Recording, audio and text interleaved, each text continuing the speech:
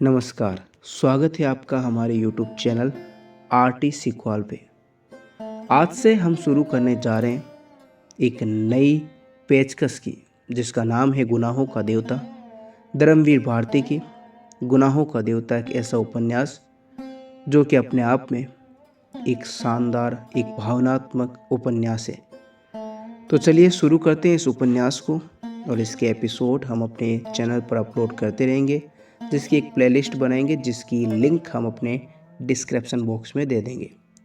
तो वहीं से आप उन एपिसोड को सुन सकते हैं।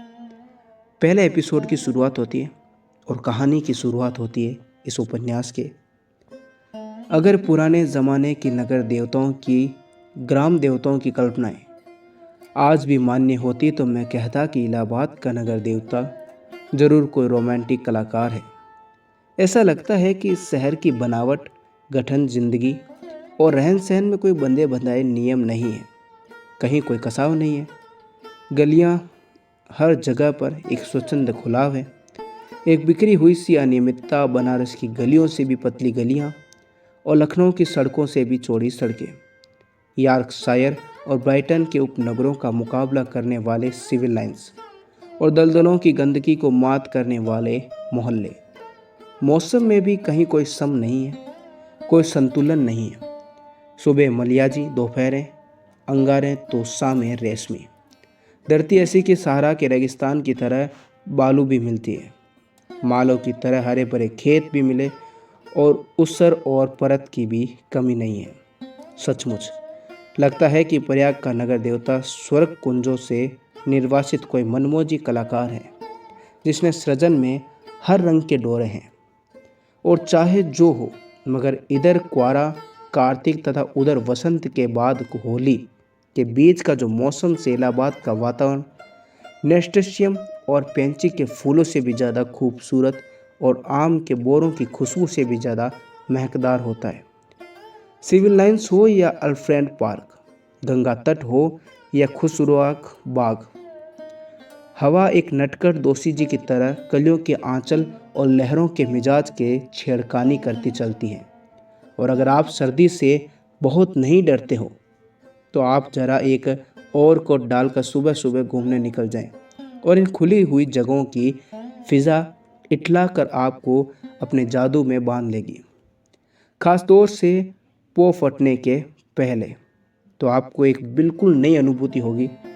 वसंत के नए नए मौसमी फूलों के रंग से मुकाबला करने वाली हल्की सुनहरी बाल सूर्य की अंगुलियां सुबह की राजकुमारी के गुलाबी वृक्ष पर बिखरे हुए भौराले गेसुओं को धीरे धीरे हटाती जाती है और क्षितिज पर सुनहली तरुणाई बिखरती जाती है। एक ऐसी ही खुशनुमा सुबह थी जिसकी कहानी मैं कहने जा रहा हूँ। वह सुबह से भी ज़्यादा मासूम युवक प्रभाती गाकर फूलों को जगाने वाले देवदूत की तरह अल्फ्रेड पार्क के लॉन पर फूलों की सरजमी के किनारे किनारे घूम रहा था।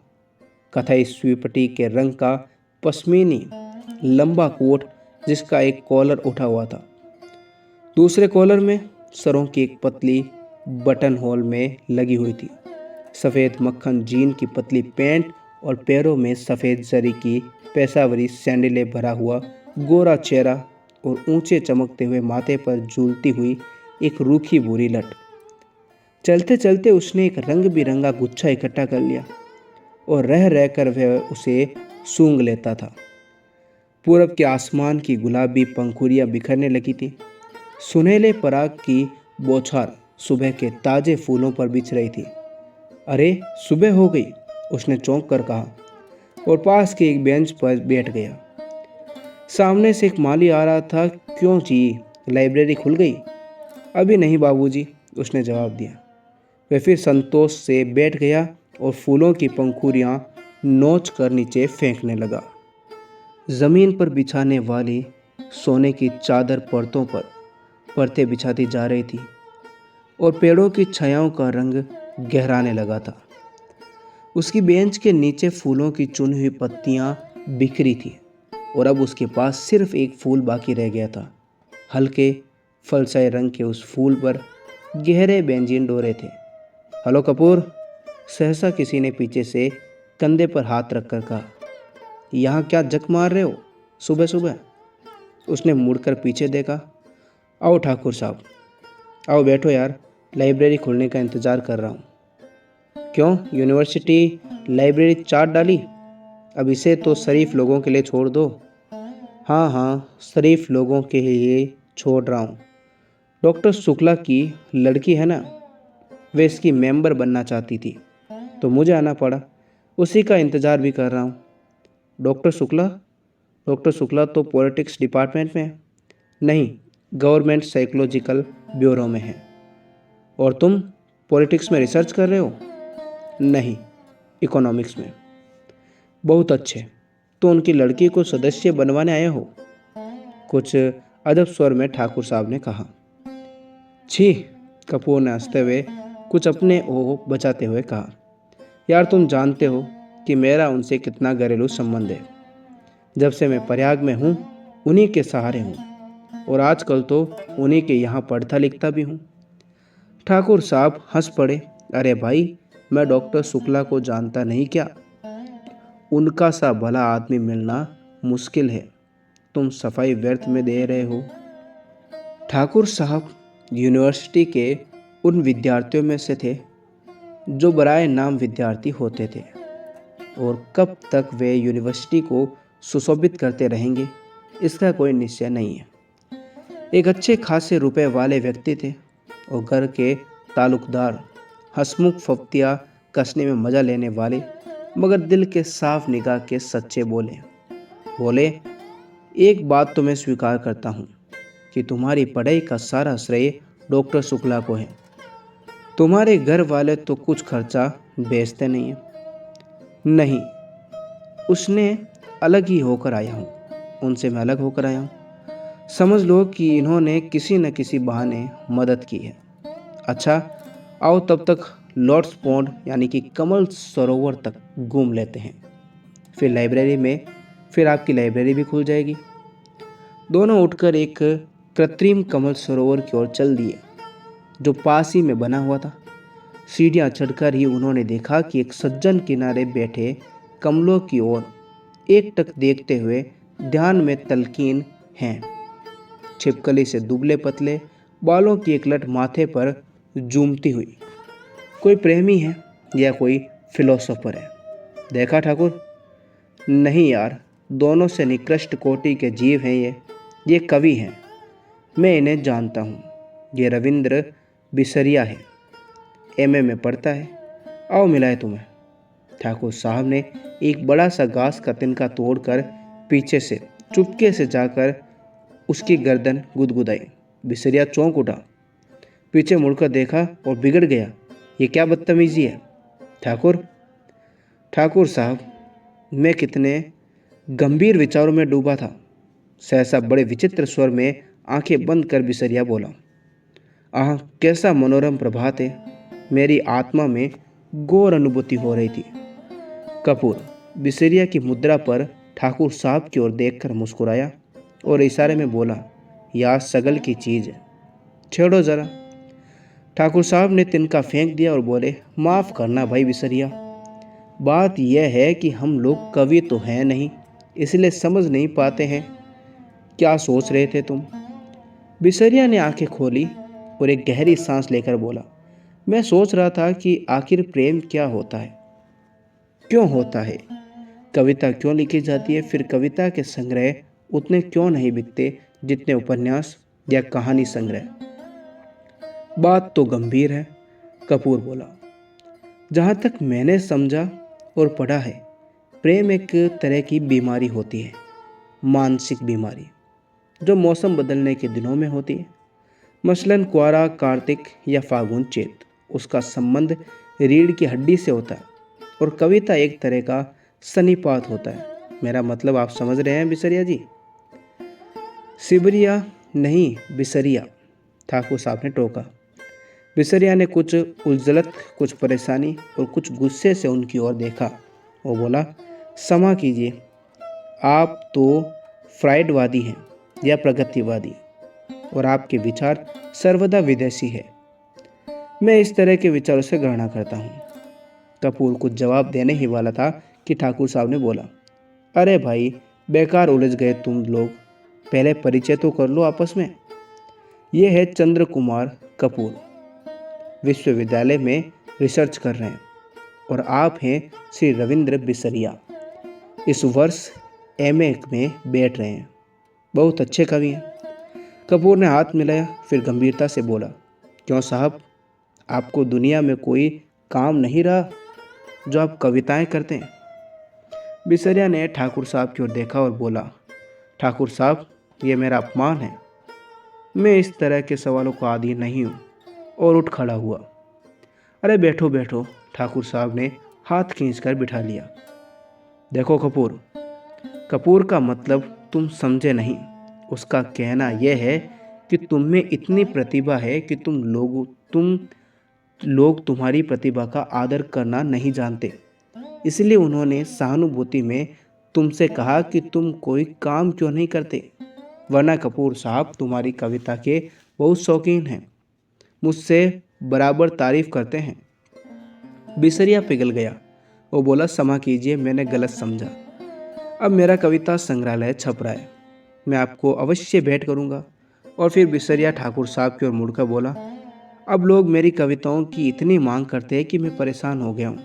अभी कल त्रिवेणी के संपादक मिले, कहने लगे अपना चित्र दे दो। मैंने कहा कि कोई चित्र नहीं है, तो पीछे पड़ गए। आखिरकार मैंने आइडेंटिटी कार्ड उठाकर दे दिया। वाह कपूर, कपूर बोला, मान गए आपको। तो आप राष्ट्रीय कविताएं लिखते हैं या प्रेम की? जब जैसा अवसर हो, ठाकुर साहब ने जड़ दिया। वैसे तो ये वॉर फ्रंट का कवि सम्मेलन, शराबबंदी कॉन्फ्रेंस का कवि सम्मेलन, शादी ब्याह का कवि सम्मेलन, आदि सम्मेलन, साहित्य सम्मेलन का कवि सम्मेलन, सभी जगह बुलाए जाते हैं। बड़ा यश है इनका। बिसरिया ने प्रशंसा से मुग्ध होकर देखा, मगर फिर एक गर्व का भाव मुंह पर लाकर गंभीर हो गए। कपूर थोड़ी देर चुप रहा, फिर बोला, तो कुछ हम लोगों को भी सुनाइए ना। अभी तो मूड नहीं है, बिसरिया बोला। ठाकुर साहब बिसरिया को पिछले 5 सालों से जानते थे। वे अच्छी तरह जानते थे कि बिसरिया किस समय कैसे कविता सुनाता है। अतः बोले, ऐसा नहीं कपूर, आज शाम को आओ, जरा गंगा जी चलें, कुछ बोटिंग करें, कुछ खाना पीना रहे, तब कविता भी सुनाना। कपूर को बोटिंग का बहुत शौक था। फौरन राजी हो गया और शाम का विस्तृत कार्यक्रम बन गया।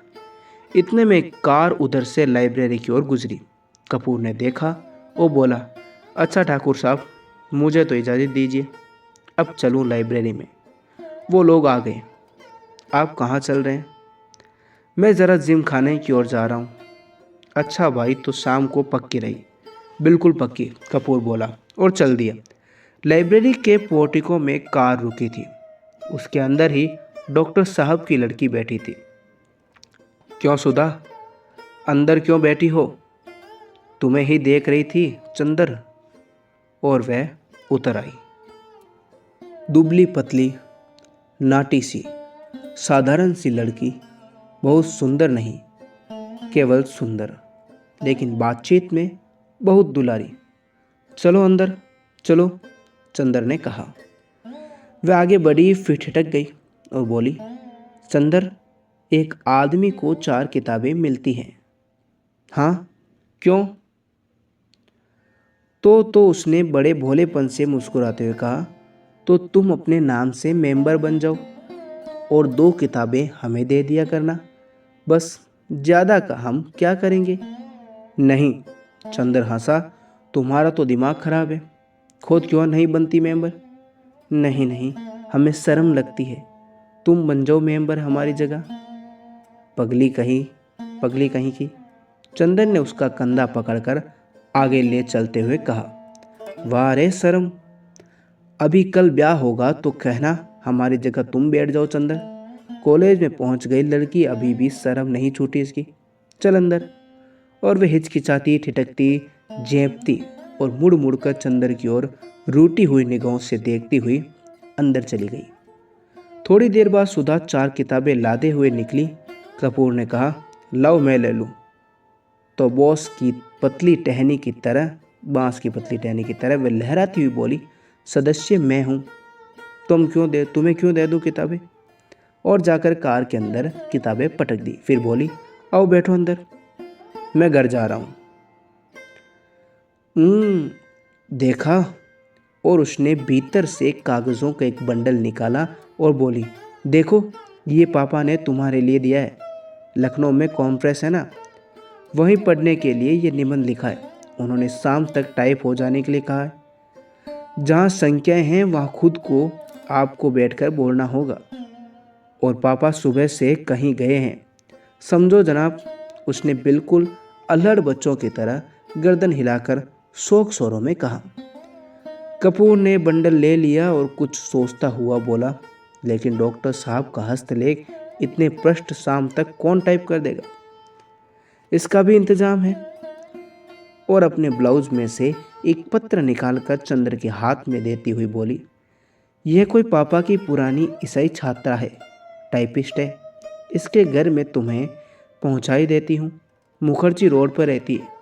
यह उसी के यहाँ टाइप करवा लेना। यह खत उसे दे देना। लेकिन अभी मैंने चाय नहीं पी है। समझ गए। अब तुम सोच रहे होगे कि इसी बहाने सुधा तुम्हें चाय भी पिला देगी। सो मेरा काम नहीं है जो मैं चाय पिलाऊं, पापा का काम है। चलो आओ।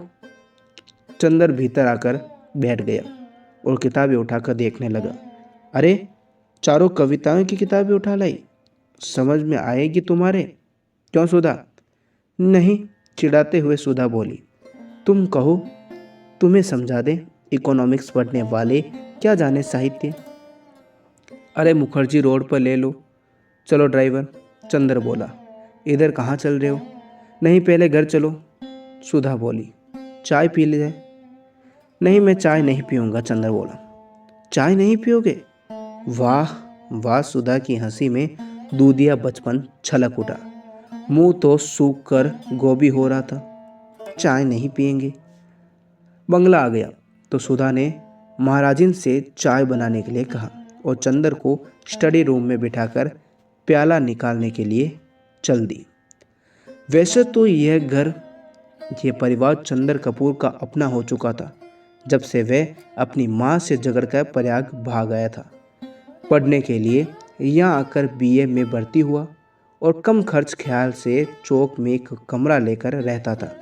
तभी डॉक्टर शुक्ला उसके सीनियर टीचर थे। उसकी परिस्थितियों से अवगत थे। चंदर की अंग्रेजी बहुत अच्छी थी। डॉक्टर शुक्ला उससे अक्सर छोटे छोटे लेख लिखवा कर पत्रिकाओं में भिजवाते थे। उन्होंने कई पत्रों के आर्थिक स्तंभ का काम चंदर को दिलवाया था और उसने बाद में चंदर के लिए डॉक्टर शुक्ला का स्थान अपने संरक्षण और पिताजी के लिए भी ज़्यादा हो गया था। चंदर शर्मीला लड़का था, बेहद शर्मीला। कभी उसने यूनिवर्सिटी के वजीए के लिए भी कोशिश नहीं की थी। लेकिन जब बीए में वह सारी यूनिवर्सिटी में सर्वप्रथम आया तब स्वयं इकोनॉमिक्स विभाग ने उसे यूनिवर्सिटी के आर्थिक प्रकाशन का वैधानिक संपादक बना दिया था। एमए में भी वह सर्वप्रथम आया था और उसके बाद उसने रिसर्च ले ली। उसके बाद डॉक्टर शुक्ला यूनिवर्सिटी से हटकर ब्यूरो में चले गए। अगर सच पूछा जाए तो उसके सारे करियर का श्रेय डॉक्टर शुक्ला को था, जिन्होंने हमेशा उसकी हिम्मत बढ़ाई और उसको अपने लड़के की तरह माना। अपनी सारी मदद के बावजूद डॉक्टर शुक्ला ने उससे इतना अपनापन बनाए रखा कि कैसे धीरे धीरे चंदर सारी कैरियत को हो बैठा, ये उससे खुद नहीं मालूम था। ये बंगला, इसके कमरे, इसके लॉन, इसकी किताबें, इसके निवासी, सभी कुछ जैसे उसने अपने थे और सभी का उससे जाने कितने जन्मों का संबंध था। और यही नन्ही दुबली पतली रंगीन चंद्र किरण सी सुधा जब आज से वर्षों पहले यहाँ 7वीं पास करके अपनी बुआ के पास ही यहाँ आई थी, तब से लेकर आज तक कैसे वह भी चंदर की अपनी होती गई थी, इसे चंदर खुद भी नहीं जानता था। जब वह आई थी तब वह बहुत शर्मीली थी, बहुत भोली थी। 8वीं में पढ़ने के बावजूद वह खाना खाते समय रोती थी, मचलती थी और अपनी कॉफ़ी फाड़ डालती थी जब तक डॉक्टर साहब उसे गोदी में बिठाकर नहीं मनाते थे। वह स्कूल नहीं जाती थी। 3 बरस की अवस्था में भी उसकी माँ चल बसी थी और 10 साल तक वह अपनी बुआ के पास रही थी गांव में। अब 13 वर्ष होने पर गांव वालों ने उसकी शादी पर जोर देना शुरू कर दिया था और शादी न होने पर गांव वालों की औरतें ने हाथ नचाना और मुंह मटकाना शुरू कर दिया था। डॉक्टर साहब ने उसे इलाहाबाद बुलाकर 8वीं में भर्ती करा दिया। जब वह आई थी तो आधी जंगली थी। तरकारी में घी कम होने पर वह महाराजिन का चोखा झूठा कर देती थी और रात में फूल तोड़कर न लाने पर अक्सर उसने माली को दांत भी काट लिया था। चंदर से जरूर वे बेहद डरते थे, पर न जाने क्यों चंदर भी उससे नहीं बोलता था।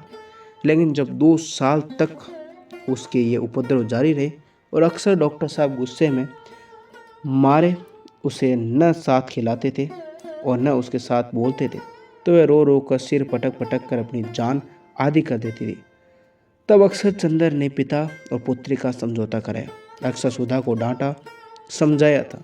सुधा घर भर से अल्हड़ पुरवाई और विद्रोही झोंके की तरह तोड़ फोड़ मचाती रहने की वाली सुधा चंदर की आंखों के इशारे पर सुबह की नसीम की तरह शांत हो जाती थी। कब और क्यों उसने चंदर के इशारों का ये मौन अनुशासन स्वीकार कर लिया, ये उसने खुद नहीं मालूम था। और यह सभी कुछ इतने स्वाभाविक ढंग से इतना अपने आप होता गया कि दोनों में से कोई भी इस प्रक्रिया से वाकिफ नहीं था, कोई भी इसके प्रति जागरूक न था। दोनों के एक दूसरे के प्रति अधिकार और आकर्षण इतना स्वाभाविक था जैसे शरद की पवित्रता या सुबह की रोशनी। और मजा तो यह था कि चंदर की शक्ल देखकर छिप जाने वाली सुधा इतनी डीठ हो गई कि उसका सारा विद्रोह, सारी झुंझलाहट, मिजाज की सारी तेजी, सारा तीखापन और सारा लड़ाई झगड़ा तभी सभी की तरह से हटकर चंदर की ओर केंद्रित हो गया। वे विद्रोहिनी अब शांत हो गई थी, इतनी शांत कि इतनी सुशील, इतनी विनम्र, इतनी मिष्ठाभाषिनी कि सभी को देखकर ताजुब होता था। लेकिन चंदर को देखकर जैसे उसका बचपन फिर लौट आता और जब तक वे चंदर को खिजाकर छेड़ कर लड़ नहीं लेती थी उसे चैन नहीं पड़ता। अक्सर दोनों में अनबोला रहता था। लेकिन जब 2-3 दिन तक दोनों मुंह फुलाए रहते और डॉक्टर साहब के लौटने पर सुधा उत्साह से उनके ब्यूरो का हालचाल नहीं पूछती, तो खाते वक्त दुलार नहीं दिखाती, तो डॉक्टर साहब फौरन पूछते, क्या चंदर से लड़ाई हो गई? फिर वे मुंह फुलाकर शिकायतें करती और शिकायतें भी क्या क्या करती। चंदर ने उसकी हेड मिस्ट्रेस का नाम एलिफेंटा यानी श्रीमती हथनी रख दिया था। या चंदर ने उसको डिबेट के भाषण के पॉइंट नहीं बताए। या चंदर कहता कि सुधा की सखियां कोयला बेचती है और जब डॉक्टर साहब कहते कि वह चंदर को डांट देंगे तो वह खुशी से फूल उठती और चंदर के आने पर आंखें नाचाती हुई चिल्लाती थी, कहो कैसे डांट पड़ी। वैसे सुधा अपने घर की पुरखिनी भी थी। किस मौसम में कौन सी तरकारी पापा को माफी पड़ती है, बाजार में चीज़ों का क्या भाव है, नौकर चोरी तो नहीं करता, पापा कितने सोसाइटियों के मेंबर है, चंदर के इकोनॉमिक्स के कोर्स में क्या है, ये सभी उसे मालूम था। मोटर या बिजली बिगड़ जाने पर वह थोड़ी बहुत इंजीनियरिंग भी कर लेती थी और मातृत्वाकांक्ष होते उसने इतना था कि हर नौकर और नौकरानी उससे अपना सुख दुख कह देते थे। पढ़ाई के साथ साथ घर का सारा काम काज करते हुए उसका स्वास्थ्य भी कुछ बिगड़ गया था और अपनी उम्र के हिसाब से कुछ अधिक शांत, संयम, गंभीर और बुजुर्ग थी। मगर अपने पापा और चंदर इन दोनों के सामने हमेशा उसका बचपन इठलाने लगता। दोनों के सामने उसका हृदय उन्मुक्त और स्नेह बाधित था। वही, लेकिन हाँ एक बात थी, उसे जितना स्नेह और स्नेह भरी फटकारें और स्वास्थ्य के प्रति चिंता अपने पापा से मिलती थी, वह सब बड़े निस्वार्थ भाव से चंदर को दे डालती। खाने पीने की जितनी परवाह उसके पापा उसके लिए रखते थे, न खाने पर या कम खाने पर जितने दुलार से फटकारते उतना ही ख्याल वे चंदर का भी रखती थी। और स्वास्थ्य के लिए जो उपदेश उसे पापा में मिलते उसे और भी स्नेह से पाक कर वह चंदर को दे डालती। चंदर के बजे खाना खाता है, यहाँ से जाकर घर पर कितनी देर पड़ता है, रात को सोते वक्त दूध पीता है या नहीं, इन सब का लेखा जोखा उसे सुधा को देना पड़ता। और जब कभी उसके खाने पीने में कोई कमी रह जाती तो उसे सुधा की डांट खानी पड़ती थी। पापा के लिए सुधा अभी बच्ची थी और स्वास्थ्य के मामले में सुधा के लिए चंदर अभी बच्चा था। और कभी कभी तो सुधा की स्वास्थ्य चिंता इतनी ज़्यादा हो जाती थी कि चंदर बेचारा जो खुद तंदुरुस्त था घबरा कर उठता। एक बार सुधा ने कमाल कर दिया था। उसकी तबीयत खराब हो गई। डॉक्टर ने उसे लड़कियों पर एक टॉनिक पीने के लिए बताया था। इम्तिहान में जब चंदर कुछ दुबला पतला सा हो गया तो सुधा ने अपनी बची हुई दवा ले आई और लगी चंदर से जिद करने की पियो इसे। जब चंदर ने किसी अखबार में उसका विज्ञापन दिखाया तो बताया कि ये लड़कियों के लिए है, तब जाकर वह कहीं उसकी जान बची। इसीलिए जब आज सुधा ने चाय के लिए कहा तो उसकी रूह कांप गई, क्योंकि जब कभी सुधा चाय बनाती तो प्याले के मुंह तक दूध भरकर उसमें 2-3 चम्मच चाय का पानी डाल देती, और अगर उसने ज़्यादा स्ट्रॉन्ग चाय की मांग की तो उसे खालिस दूध पीना पड़ता था। और सुधा का गुस्सा और उसके बाद की लंबी चौड़ी मुनहार, इस सब से चंदर पर बहुत घबराता था। लेकिन जब सुधा उसे स्टडी रूम में बिठाकर जल्दी से चाय बना लाई तो उसे मजबूर होना पड़ा, और बैठे बैठे निहायत बेबसी से उसने देखा कि सुधा ने प्याले में दूध डाला, उसके बाद थोड़ी सी चाय डाल दी, उसके बाद अपने प्याले में चाय डालकर और 2 चम्मच दूध डालकर आप ठाठ से पीने लगे, और बेतकल्लुफ़ी से दूधिया चाय का प्याला चंदर के सामने खिसका कर बोली, पीजिए, नाश्ता आ रहा है। चंदर ने प्याले को अपने सामने रखा और उसके चारों तरफ घुमा कर देखा किस तरह से उसे चाय का अंश मिल सके। जब सभी ओर से प्याले में क्षीर सागर नजर आया तो उसने हार कर प्याला रख दिया। क्यों पीते क्यों नहीं? सुधा ने अपना प्याला रख दिया। पिए क्या? कहीं चाय भी हो तो, और क्या खालिस चाय पीजिए। दिमाग काम करने वालों को तो ऐसी चाय पीनी चाहिए। तो अब मुझे सोचना पड़ेगा कि मैं चाय छोड़ दूं या रिसर्च। न ऐसी चाय मुझे पसंद है, न ऐसा दिमागी काम। लो, आपको विश्वास नहीं होता? मेरी क्लास फेलो है गेसु काजमी, सबसे तेज लड़की है। उसकी अम्मी उसे दूध में चाय उबाल कर देती है। क्या नाम है तुम्हारी सखी का? गेसु। बड़ा अच्छा नाम है। और क्या, मेरी सबसे घनिष्ठ मित्र है। उतनी ही अच्छी है जितना अच्छा नाम। ज़रूर ज़रूर, मुंह बिचकाते हुए चंदन ने कहा, और इतनी ही काली होगी जितने काले गेसु। दत्त शर्म नहीं आती किसी लड़की के लिए ऐसा बोलते हुए, और हमारे दोस्तों की बुराई करते हुए। तब क्या है, वे लोग बुरे हैं? अच्छा तो नाश्ता पहले फल खाओ। और प्लेट में छील छील कर संतरा रखने लगी। इतने में जो ही वे झुझुक कर एक गिरे हुए संतरे को नीचे से उठाने लगी, चंदन ने झट से उसका प्याला अपने सामने रख लिया और अपना प्याला उधर से खा दिया। शांत चित्त से पीने लगा। संतरे की फांके उसकी ओर बढ़ाते हुए जो ही उसने एक घूंट चाय ली तो चौंक कर बोली, अरे ये क्या हुआ? कुछ नहीं, हमने उसमें दूध डाल दिया। तुम्हें दिमाग का बहुत अधिक ख्याल रखना है, चंदन ने ठार से चाय घूंटते हुए कहा। सुधा कूड़ गई, कुछ बोली नहीं। चाय खत्म करके चंदन ने घड़ी देखी। अच्छा लाओ, क्या टाइप कराना है? अब बहुत देर हो गई। बस यहाँ तो 1 मिनट बैठना बुरा लगता है आपको। हम कहते हैं कि नाश्ता और खाने के वक्त आदमी को जल्दी नहीं करनी चाहिए। बैठिए ना। अरे तो तुम्हें कॉलेज की तैयारी नहीं करनी? करनी क्यों नहीं? आज तो गैसू को मोटर पर लेते हुए तब जाना है। तुम्हारी गैसू और कभी मोटर पर चढ़ी है? जी, वह साबिर हुसैन काजमी की लड़की है। उसकी यहाँ 2 मोटरें हैं और रोज़ तो उसके यहाँ दावतें होती है। अच्छा, हमारी तो दावत कभी नहीं की। हाँ हाँ, गैसू के यहाँ दावतें खाइए इसी मुंह से। जनाब, उसकी शादी भी तय हो गई है, अगले जाड़ों तक शायद हो भी जाए। छी, बड़ी खराब लड़की हो। कहाँ रहता है तुम्हारा ध्यान? सुधा ने मजाक में पराजित का बहुत विजय भरी मुस्कान से उसकी ओर देखा। चंदन ने झोंक कर निगाहें नीची कर ली। सुधा पास जाकर चंदन का कंधा पकड़कर बोली, अरे उदास क्यों हो गए? नहीं भैया, तुम्हारा भी ब्याह तय कराएंगे, घबराते हुए क्यों हो? और एक मोटी सी इकोनॉमिक्स की किताब उठाकर बोली, लो, इस मुटके से ब्याह करोगे तो बातचीत कर लो, तब तक मैं वह निबंध ले आऊँ टाइप कराने वाले। चंदन ने खिसियाकर बड़ी जोर से सुधा का हाथ दबा दिया। हाय रे, सुधा ने हाथ छुड़ाकर मुंह बनाते हुए कहा, लो बाबा, हम जा रहे हैं, काहे बिगड़ रहे हो आप? और वह चली गई।